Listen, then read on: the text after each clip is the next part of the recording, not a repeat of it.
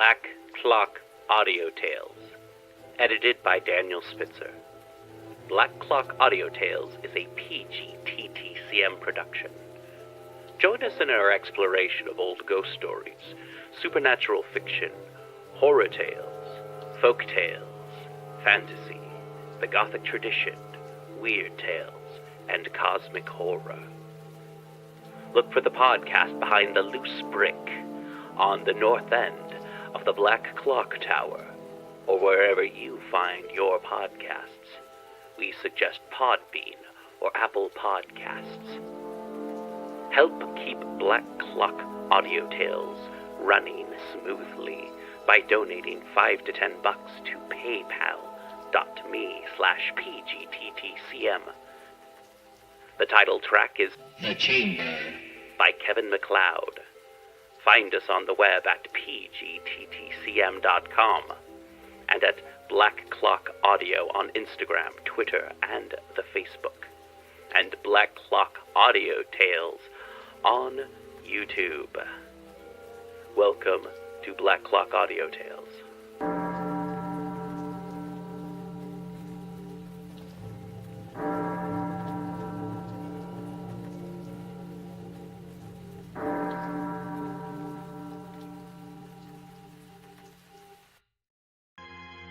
Chapter 26 of Dracula. Dracula by Bram Stoker. Chapter 26. Read by Dennis Sayers, Elizabeth Klett, MB. Dr. Seward's Diary, 29 October. This is written in the train from Varna to Galatz. Last night we all assembled a little before the time of sunset. Each of us had done his work as well as he could, so far as thought and endeavor and opportunity go. We are prepared for the whole of our journey, and for our work when we get to Galatz. When the usual time came round, Mrs. Harker prepared herself for her hypnotic effort, and after a longer and more serious effort on the part of Van Helsing than has been usually necessary, she sank into the trance. Usually she speaks on a hint, but this time the professor had to ask her questions, and to ask them pretty resolutely before he could learn anything. At last her answer came. "I can see nothing. We are still. There are no waves lapping, but only a steady swirl of water softly running against the hawser. I can hear men's voices calling near and far, and the roll and creak of oars in the rowlocks. A gun is fired somewhere. The echo of it seems far away. There is tramping of feet overhead, and ropes and chains are dragged along. What is this? There is a gleam of light. I can feel the air blowing upon me." Here she stopped. She had risen, as if impulsively, from where she lay on the sofa, and raised both her hands, palms upwards, as if lifting a weight. Van Helsing and I looked at each other with understanding. Quincy raised his eyebrows slightly, and looked at her intently, whilst Harker's hand instinctively closed round the hilt of his kukri. There was a long pause. We all knew that the time when she could speak was passing, but we felt that it was useless to say anything. Suddenly she sat up, and as she opened her eyes, said sweetly, "Would none of you like a cup of tea? You must all be so tired." We could only make her happy, and so acquiesced. She bustled off to get tea. When she had gone, Van Helsing said, "You see, my friends, he is close to land. He has left his earth chest, but he has yet to get on shore. In the night he may lie hidden somewhere, but if he be not carried on shore, or if the ship do not touch it, he cannot achieve the land. In such case he can, if it be in the night, change his form and jump or fly on shore. Then, unless he be carried, he cannot escape. And if he be carried, then the customs men may discover what the box contain. Thus, in fine, if he escape not on shore tonight or before dawn, there will be the whole day lost to him. We may then arrive in time, for if he escape not at night, we shall come on him in daytime, boxed up and at our mercy. For he dare not to be his true self, awake and visible, lest he be discovered. There was no more to be said, so we waited in patience until the dawn, at which time we might learn more from Mrs. Harker.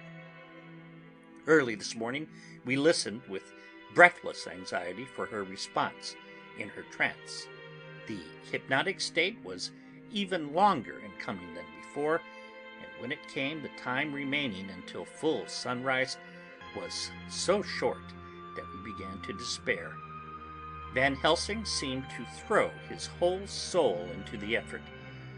At last, in obedience to his will, she made reply. All is dark. I hear lapping water level with me, and some creaking as of wood on wood. She paused, and the red sun shot up. We must wait till tonight. And so it is that we are traveling towards Galatz in an agony of expectation. We are due to arrive between 2 and 3 in the morning, but already at Bucharest we are 3 hours late, so we cannot possibly get in till well after sunup. Thus we shall have 2 more hypnotic messages from Mrs. Harker. Either or both may possibly throw more light on what is happening. Later, sunset has come and gone. Fortunately, it came at a time when there was no distraction, for had it occurred whilst we were at a station, we might not have secured the necessary calm and isolation. Mrs. Harker yielded to the hypnotic influence even less readily than this morning. I am in fear that her power of reading the Count's sensations may die away just when we want it most. It seems to me that her imagination is beginning to work. Whilst she has been in the trance hitherto, she has confined herself to the simplest of facts. If this goes on, it may ultimately mislead us. If I thought that the Count's power over her would die away equally with her power of knowledge, it would be a happy thought. But I am afraid that it may not be so. When she did speak, her words were enigmatical. Something is going out. I can feel it pass me like a cold wind. I can hear, far off, confused sounds, as of men talking in strange tongues, fierce, falling water, and the howling of wolves. She stopped, and a shudder ran through her, increasing in intensity for a few seconds, till, at the end, she shook as though in a palsy. She said no more, even in answer to the professor's imperative questioning. When she woke from the trance, she was cold and exhausted and languid, but her mind was all alert. She could not remember anything, but asked what she had said. When she was told, she pondered over it deeply for a long time, and in silence. 30 October, 7 a.m. We are near Galatz now, and I may not have time to write later. Sunrise this morning was anxiously looked for by us all. Knowing of the increasing difficulty of procuring the hypnotic trance, Van Helsing began his passes earlier than usual. They produced no effect, however, until the regular time, when she yielded with still a greater difficulty. Only a minute before the sun rose, the professor lost no time in his questioning. Her answer came with equal quickness. All is dark. I hear water swirling by, level with my ears, and the creaking of wood on wood. Cattle low, far off. There is another sound, a queer one, like... She stopped and grew white, and whiter still. Go on, speak, I command you, said Van Helsing in an agonized voice. At the same time, there was despair in his eyes, for the risen sun was reddening even Mrs. Harker's pale face. She opened her eyes, and we all started as she said, sweetly and seemingly with the utmost concern, "Oh, Professor, why ask me to do what you know I can't? I don't remember anything." Then, seeing the look of amazement on our faces, she said, turning from one to the other with a troubled look, "What have I said? What have I done? I know nothing, only that I was lying here, half asleep, and heard you say, 'Go on, speak, I command you.' It seemed so funny to hear you order me about, as if I were a bad child."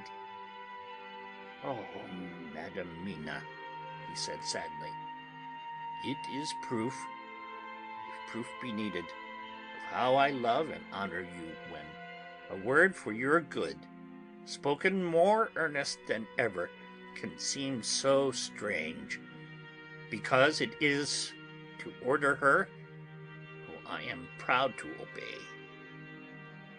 The whistles are sounding. We are nearing Galatz. We are on fire with anxiety and eagerness. Mina Harker's journal. 30th October. Mr. Morris took me to the hotel where our rooms had been ordered by telegraph, he being the one who could best be spared, since he does not speak any foreign language. The forces were distributed much as they had been at Varna, except that Lord Godalming went to the Vice-Consul, as his rank might serve as an immediate guarantee of some sort to the official, we being in extreme hurry. Jonathan and the 2 doctors went to the shipping agent to learn particulars of the arrival of the Tsarina Catherine. Later. Lord Godalming has returned. The consul is away, and the vice-consul sick, so the routine work has been attended to by a clerk. He was very obliging, and offered to do anything in his power. Jonathan Harker's journal. 30 October. At 9 o'clock, Dr. Van Helsing, Dr. Seward, and I called on Messrs. Mackenzie and Steinkopf, the agents of the London firm of Hapgood. They had received a wire from London in answer to Lord Godalming's telegraphed request, asking them to show us any civility in their power. They were more than kind and courteous, and took us at once on board the Tsarina Catherine, which lay at anchor out in the river harbour. There we saw the captain, Donaldson by name, who told us of his voyage. He said that in all his life he had never had so favourable a run. "Man," he said, "but it made us afeard, for we expect that we should have to pay for it with some rare piece of ill luck, so as to keep up the average. It's no canny to run from London to the Black Sea with the wind at you, as though the Dale himself were blawing on your sail for his own purpose, and at the time we couldn't spare a thing. Gin we were nigh a ship or a port or a headland, a fog fell on us and travelled wi' us, till when after it had lifted and we looked out, the deal of thing we could see. We ran by Gibraltar without being able to signal, until we came to the Dardanelles and had to wait to get our permit to pass. We never were within hail of aught. At first I was inclined to slack off sail and beat about till the fog was lifted, but whilst I thought that if the Dale was minded to get us into the Black Sea quick, he was like to do it whether we would or no. If we had a quick voyage it would have been no to our miscredit with the owners, or no hurt to our traffic, and the old man who had served us on purpose would be decently grateful to us for not hindering him."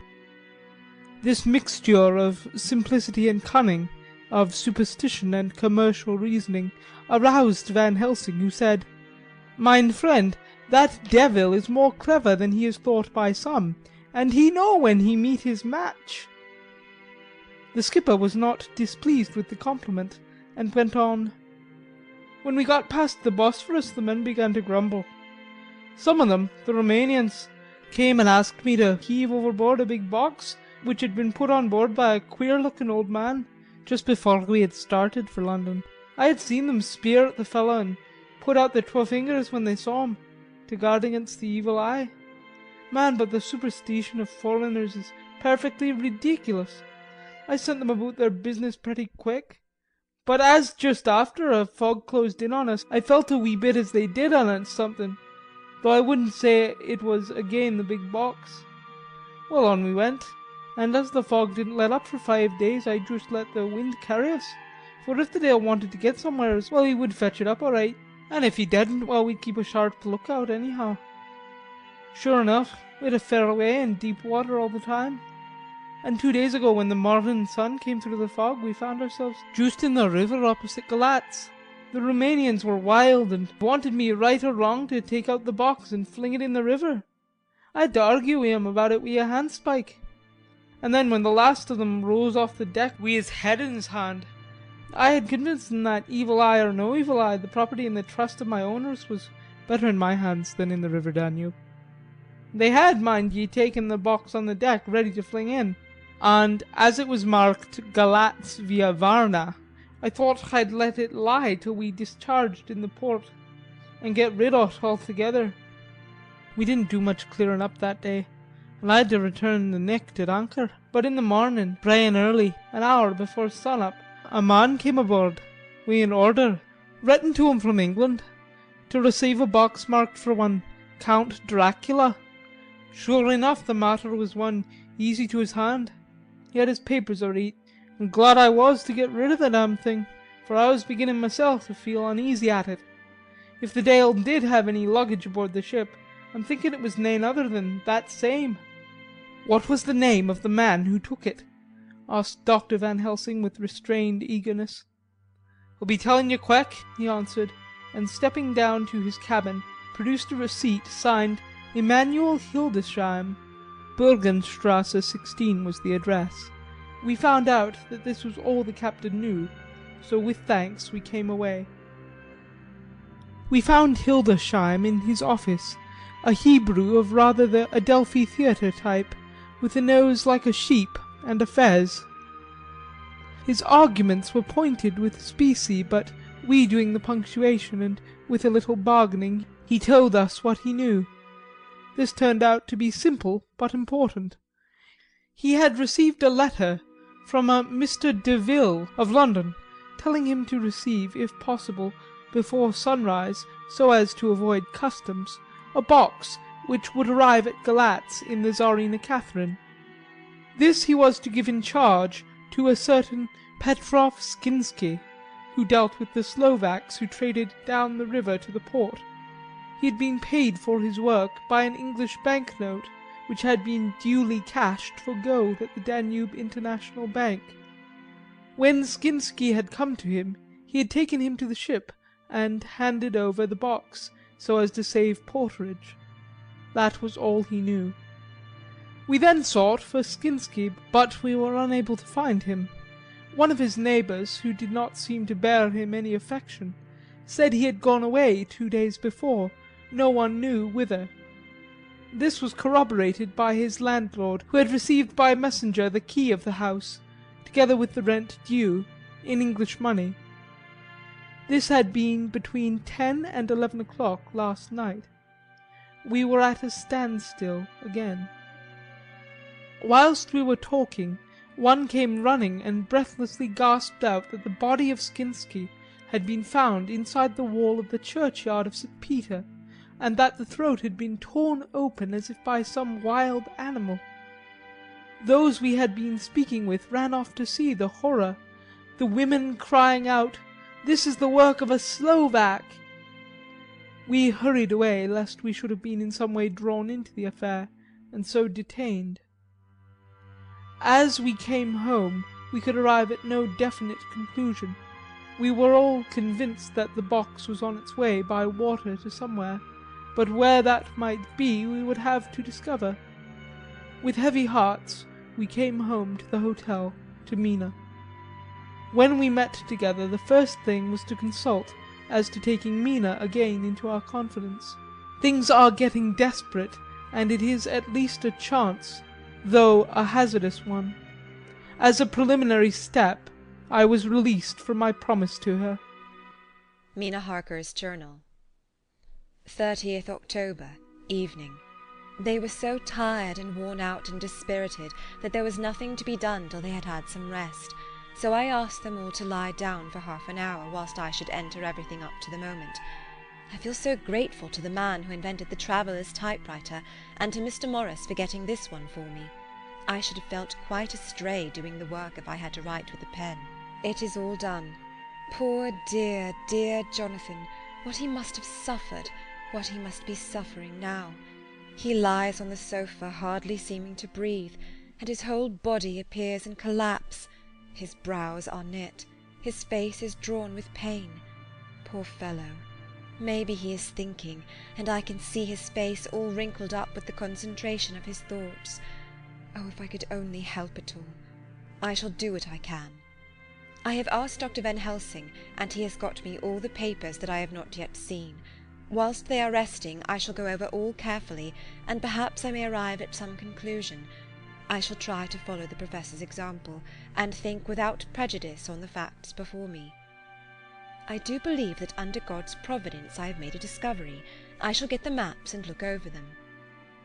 I am more than ever sure that I am right. My new conclusion is ready, so I shall get our party together and read it. They can judge it. It is well to be accurate, and every minute is precious. Mina Harker's memorandum, entered in her journal.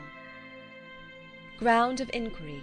Count Dracula's problem is to get back to his own place. A. He must be brought back by someone. This is evident, for had he power to move himself as he wished, he could go either as man or wolf or bat in some other way. He evidently fears discovery or interference, in the state of helplessness in which he must be, confined as he is between dawn and sunset in his wooden box. B. How is he to be taken? Here a process of exclusions may help us. By road, by rail, by water. 1. By road. There are endless difficulties, especially in leaving the city. X. There are people, and people are curious and investigate. A hint, a surmise, a doubt as to what might be in the box would destroy him. There are, or there may be, customs and octroi officers to pass. Z. His pursuers might follow.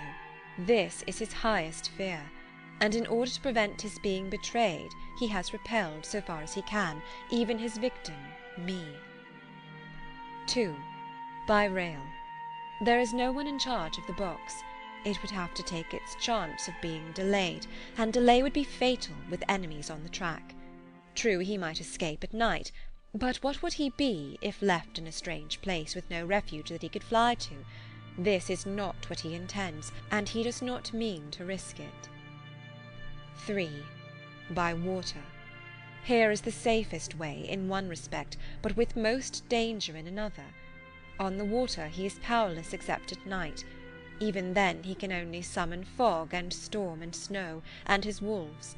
But were he wrecked, the living water would engulf him, helpless, and he would indeed be lost. He could have the vessel drive to land, but if it were unfriendly land, wherein he was not free to move, his position would still be desperate. We know from the record that he was on the water, so what we have to do is to ascertain what water. The first thing is to realize exactly what he has done as yet. We may then get a light on what his task is to be. Firstly, we must differentiate between what he did in London as part of his general plan of action, when he was pressed for moments and had to arrange as best he could. Secondly, we must see, as well as we can surmise it from the facts we know of, what he has done here.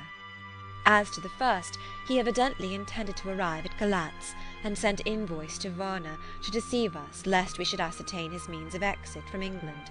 His immediate and sole purpose then was to escape. The proof of this is the letter of instructions sent to Emanuel Hildesheim to clear and take away the box before sunrise. There is also the instruction to Petrov Skinsky. These we must only guess at, but there must have been some letter or message since Skinsky came to Hildesheim. That so far his plans were successful, we know. The Tsarina Catherine made a phenomenally quick journey, so much so that Captain Donelson's suspicions were aroused. But his superstition, united with his canniness, played the Count's game for him, and he ran with his favouring wind through fogs and all till he brought up blindfold at Galatz. That the Count's arrangements were well made has been proved. Hildesheim cleared the box, took it off, and gave it to Skinsky. Skinsky took it, and here we lose the trail. We only know that the box is somewhere on the water, moving along.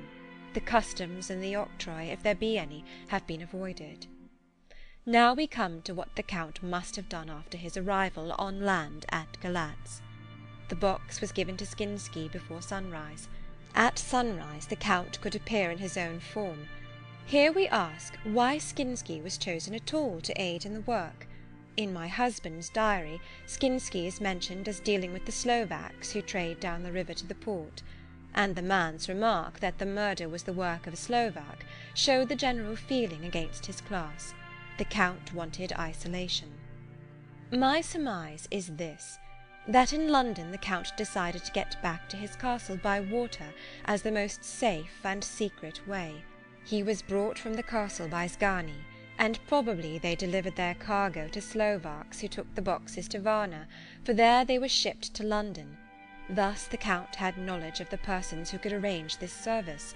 When the box was on land, before sunrise or after sunset, he came out from his box, met Skinsky, and instructed him what to do as to arranging the carriage of the box up some river. When this was done, and he knew that all was in train, he blotted out his traces, as he thought, by murdering his agent. I have examined the map and find that the river most suitable for the Slovaks to have ascended is either the Pruth or the Sereth. I read in the typescript that in my trance I heard cows low and water swirling level with my ears and the creaking of wood. The Count in his box, then, was on a river in an open boat, propelled probably either by oars or poles, for the banks are near and it is working against stream. There would be no such if floating downstream. Of course it may not be either the Sereth or the Pruth, but we may possibly investigate further. Now of these two the Pruth is the more easily navigated, but the Sereth is, at Fundu, joined by the Bistritza, which runs up round the Borgo Pass. The loop it makes is manifestly as close to Dracula's castle as can be got by water. Mina Harker's journal continued. When I had done reading, Jonathan took me in his arms and kissed me. The others kept shaking me by both hands, and Dr. Van Helsing said, "Our dear Madam Mina is once more our teacher. Her eyes have been where we were blinded. Now we are on the track once again, and this time we may succeed. Our enemy is at his most helpless, and if we can come on him by day on the water, our task will be over. He has a start, but he is powerless to hasten, as he may not leave this box, lest those who carry him may suspect. For them to suspect would be to prompt them to throw him in the stream where he perish. This he knows, and will not. Now, men, to our council of war, for here and now we must plan what each and all shall do." "I shall get a steam launch and follow him," said Lord Godalming. "And I, horses to follow on the bank, lest by chance he land," said Mr. Morris. "Good," said the Professor. "Both good. But neither must go alone. There must be force to overcome force if need be. The Slovak is strong and rough, and he carries rude arms."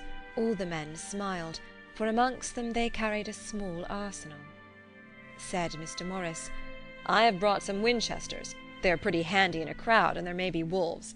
The Count, if you remember, took some other precautions. He made some requisitions on others that Mrs. Harker could not quite hear or understand. We must be ready at all points." Dr. Seward said, "I think I had better go with Quincy. We have been accustomed to hunt together, and we two, well armed, will be a match for whatever may come along. You must not be alone, Art.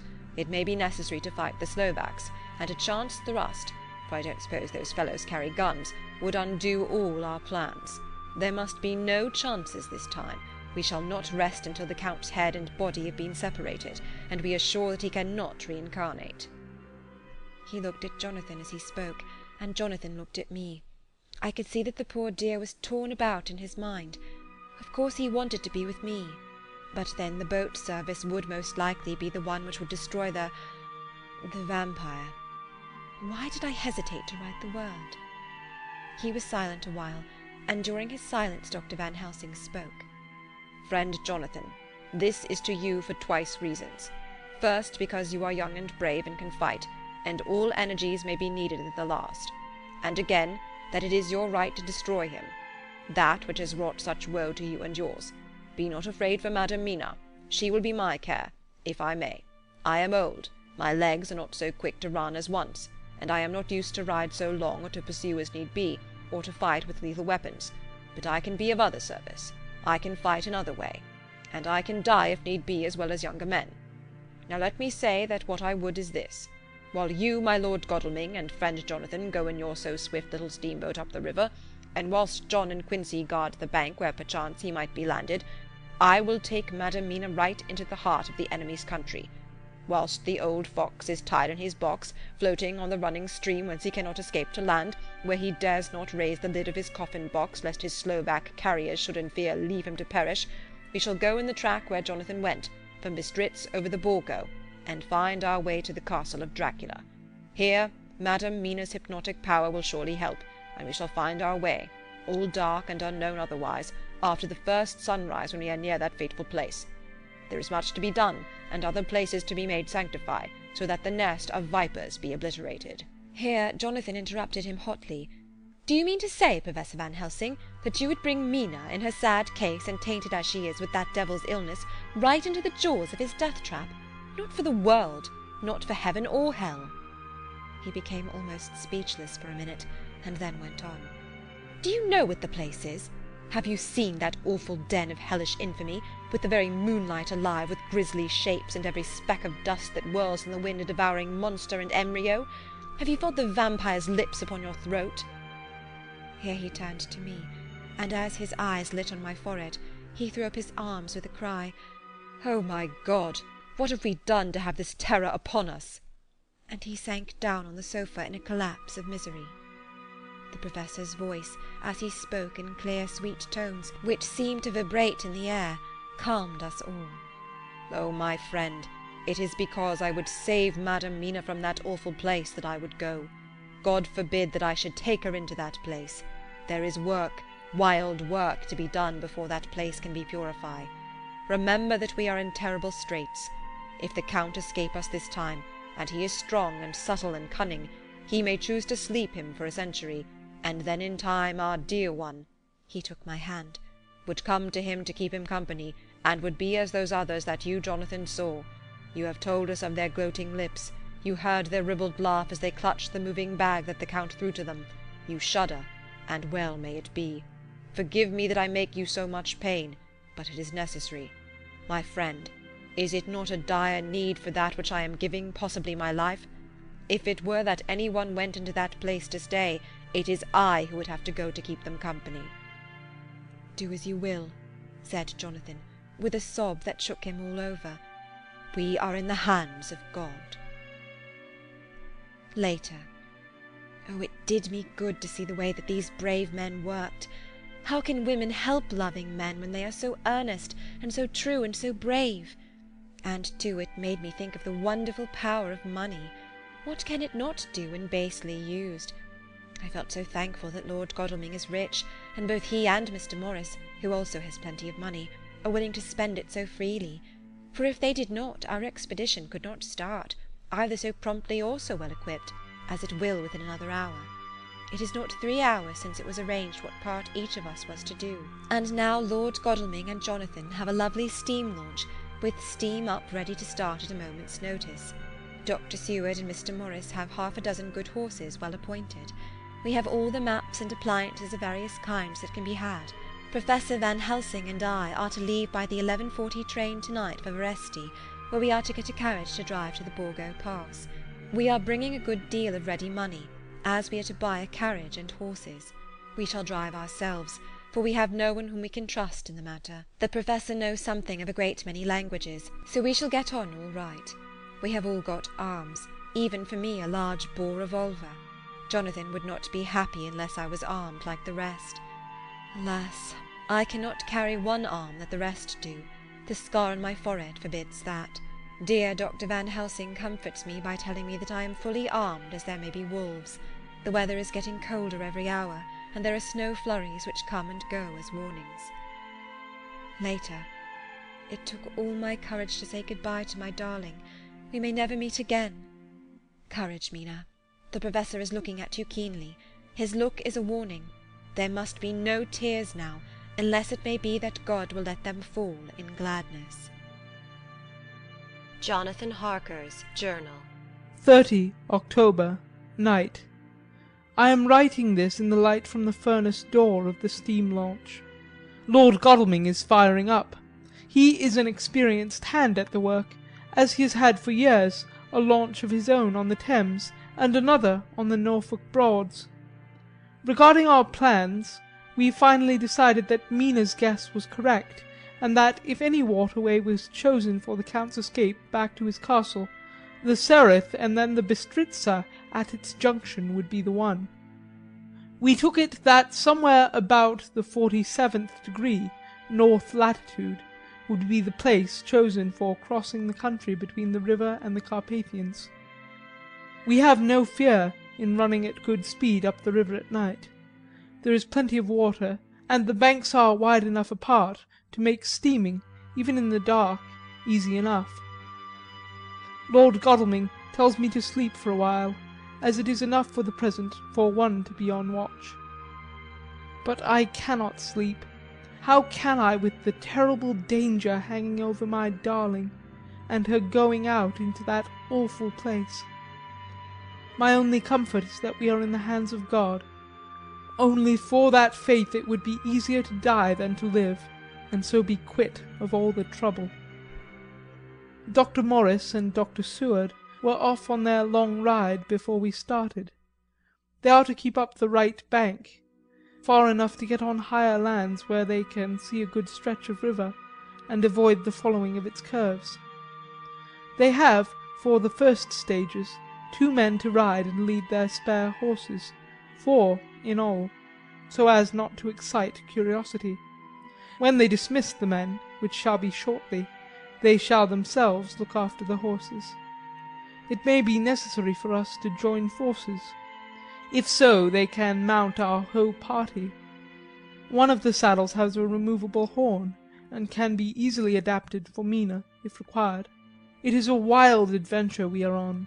Here, as we are rushing along through the darkness with the cold from the river seeming to rise up and strike us, with all the mysterious voices of the night around us, it all comes home. We seem to be drifting into unknown places and unknown ways, into a whole world of dark and dreadful things. Godalming is shutting the furnace door. 31 October. Still hurrying along. The day has come and Godalming is sleeping. I am on watch. The morning is bitterly cold. The furnace heat is grateful, though we have heavy fur coats. As yet we have passed only a few open boats, but none of them had on board any box or package of anything like the size of the one we seek.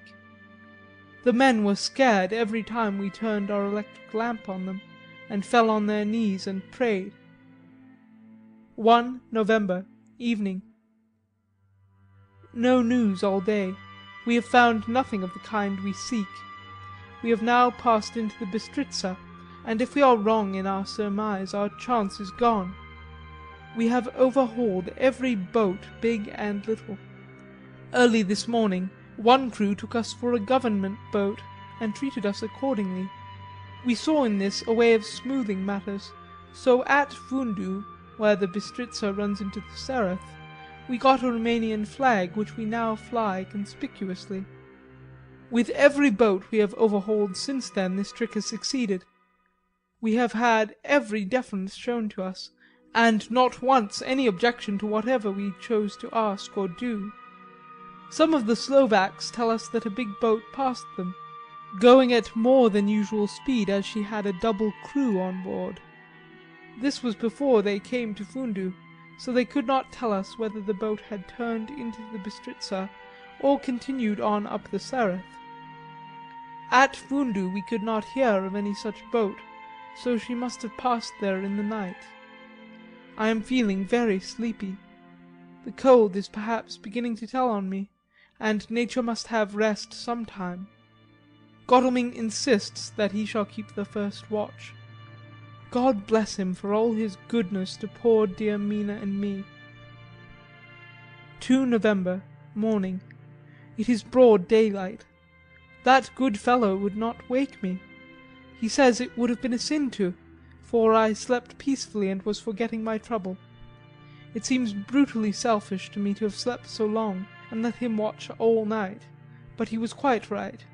I am a new man this morning, and as I sit here and watch him sleeping, I can do all that is necessary both as to minding the engine, steering, and keeping watch. I can feel that my strength and energy are coming back to me. I wonder where Mina is now, and Van Helsing. They should have got to Veresti about noon on Wednesday. It would take them some time to get the carriage and horses, so if they had started and travelled hard, they would be about now at the Borgo Pass. God guide and help them. I am afraid to think what may happen. If we could only go faster, but we cannot. The engines are throbbing and doing their utmost. I wonder how Dr. Seward and Mr. Morris are getting on. There seem to be endless streams running down the mountains into this river, but as none of them are very large at present, at all events, though they are doubtless terrible in winter, and when the snow melts, the horsemen may not have met much obstruction. I hope that before we get to Strasbourg we may see them, for if by that time we have not overtaken the Count, it may be necessary to take counsel together what to do next. Dr. Seward's Diary, 2 November. 3 days on the road. No news and no time to write it, if there had been, for every moment is precious.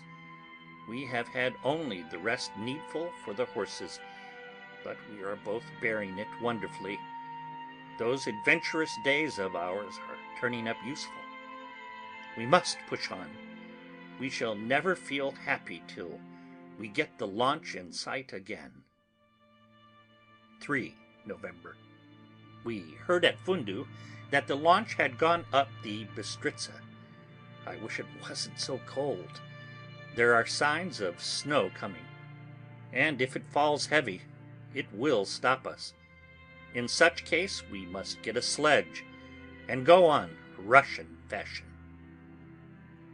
4 November. Today we heard of the launch having been detained by an accident when trying to force a way up the rapids. The Slovak boats get up all right, by aid of a rope and steering with knowledge. Some went up only a few hours before. Godalming is an amateur fitter himself, and evidently it was he who put the launch in trim again. Finally, they got up the rapids all right, with local help, and are off on the chase afresh. I fear that the boat is not any better for the accident. The peasantry tells us that after she got upon smooth water again, she kept stopping every now and again, so long as she was in sight. We must push on harder than ever. Our help may be wanted soon. Mina Harker's Journal. 31st October. Arrived at Veresti at noon. The professor tells me that this morning at dawn he could hardly hypnotize me at all, and that all I could say was, dark and quiet. He is off now buying a carriage and horses. He says that he will later on try to buy additional horses, so that we may be able to change them on the way. We have something more than 70 miles before us. The country is lovely and most interesting. If only we were under different conditions, how delightful it would be to see it all. If Jonathan and I were driving through it alone, what a pleasure it would be, to stop and see people, and learn something of their life, and to fill our minds and memories with all the colour and picturesqueness of the whole wild, beautiful country, and the quaint people. But alas! Later. Dr. Van Helsing has returned. He has got the carriage and horses. We are to have some dinner and to start in an hour. The landlady is putting us up a huge basket of provisions. It seems enough for a company of soldiers. The Professor encourages her, and whispers to me that it may be a week before we can get any food again. He has been shopping too, and has sent home such a wonderful lot of fur coats and wraps, and all sorts of warm things. There will not be any chance of our being cold. We shall soon be off. I am afraid to think what may happen to us. We are truly in the hands of God. He alone knows what may be, and I pray him, with all the strength of my sad and humble soul, that he will watch over my beloved husband, that whatever may happen, Jonathan may know that I loved him and honoured him more than I can say, and that my latest and truest thought will be always for him. End of chapter 26.